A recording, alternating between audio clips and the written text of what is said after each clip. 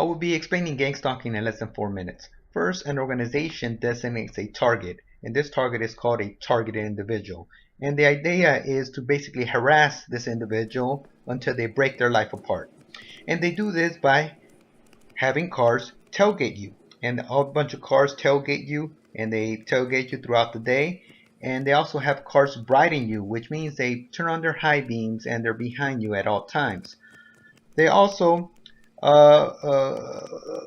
follow you in public places and restaurants, gas stations, etc., etc. And they basically don't leave you alone. And then they also use NLP tactics, neuro-linguistic programming. You can look at what that is. It's basically feeding you guys information for programming. So they dedicate a lot of time doing that as well.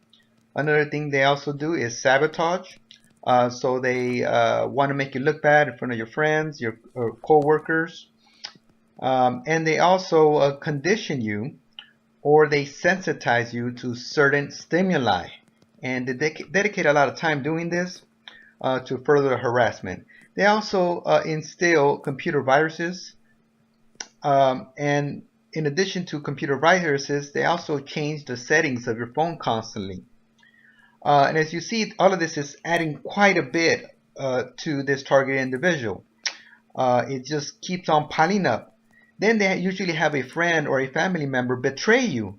They get them to be on their side, and they actually betray you. And then in addition to that, then you have a street theater. So you have kind of these acts that they do on the street. They do mobbing, which is a bunch of people just, surrounding you or doing something weird.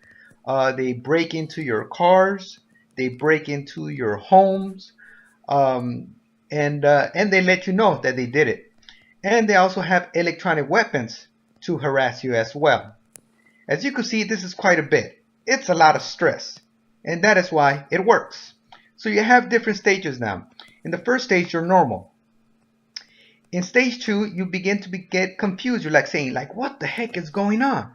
Then there is stage 3. Not only are you confused, you start getting paranoid because you're being stalked and harassed.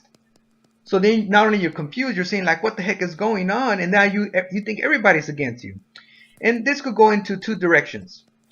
One direction it could go to is all of this stress compounded could make you into a delusional schizo. It's schizophrenic, but it's induced. That means they made you into a schizo. It didn't happen naturally. They made you that way. Or you could go the other way and you could recover.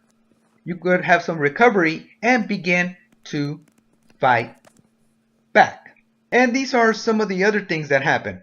You could go to an asylum, jail, lose your job. You could get a divorce, suicide, mass shooter, or a combination of all of these things. It could all basically destroy your life. And here we have your environment. It affects your genes, and your genes affect your will, and your environment affects your will. But your will could also affect the environment, and your will could also affect your genes. What this means is you could affect your environment, and you could affect your genes, which means you could fight back. And not only could you fight back, you could recover by simply willing it. You could will it to happen. There are also other psychological side effects, such as fear, anxiety, anger, frustration, anguish, susceptibility, insomnia, blurring of reality, and disassociation. Harassment is obvious to the victim, but not to others because of sensitization and isolation. The only way others could see what is going on is if they were with the victim 24/7, and that is usually very difficult. The police have a lot of difficulty arresting just one stalker. Most victims could barely get a restraining order. Now imagine dozens of people. It is very difficult to prove, and that is why we have a community of victims going online.